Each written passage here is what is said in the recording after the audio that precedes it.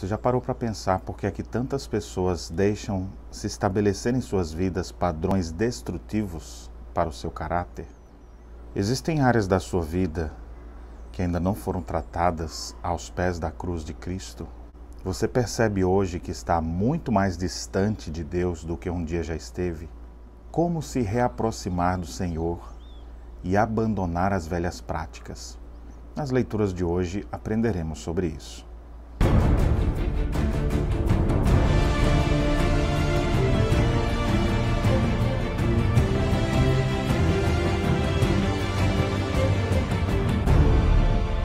Graça e paz, irmãos, estamos juntos na nossa caminhada bíblica e hoje leremos Mateus capítulos 20, 21 e 22.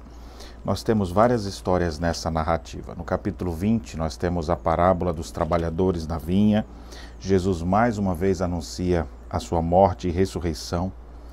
Ele cura cegos, ele entra em Jerusalém, purifica o templo.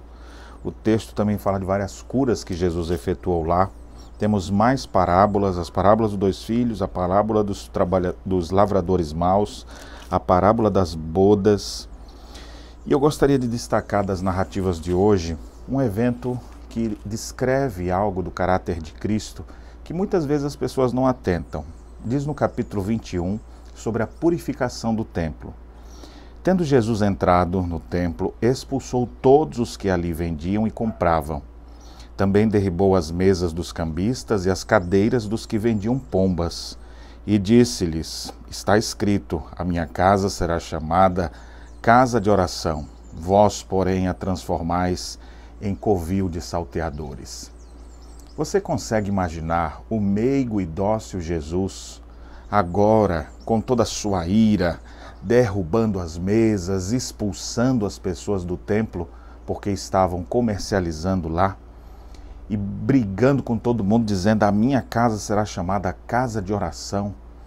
Nós costumamos ouvir Jesus dizendo, eu sou o bom pastor, deixo-vos a paz, a minha paz vos dou, mas agora ele chega expulsando todos os comerciantes dali.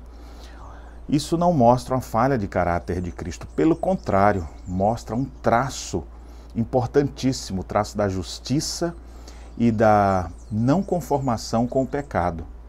Aquele padrão de pessoas vendendo no templo deve ter começado há um bom tempo antes com a melhor das intenções.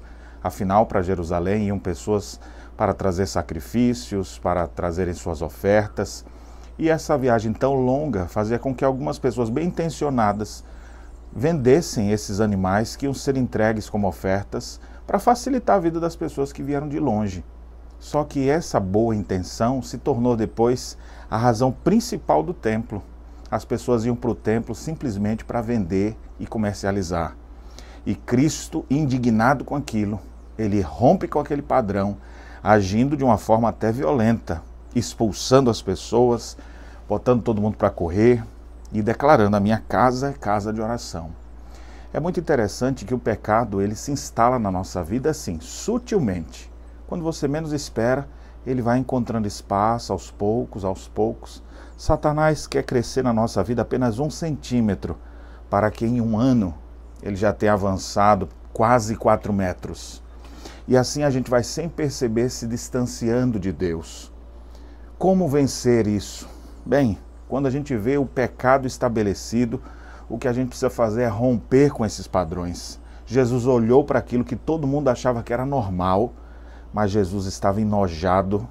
Ele estava vendo transgressão do povo contra o templo do Senhor. E ele então, tomado de uma ira santa, ele expulsa as pessoas do templo, purificando, mostrando o que é que deveria se fazer naquele lugar. Você não foi feito para viver como você vive, com esse padrão destrutivo de palavras, com esse modelo de vida muitas vezes pecadora, pecaminosa, de uma pessoa que não conhece a Deus.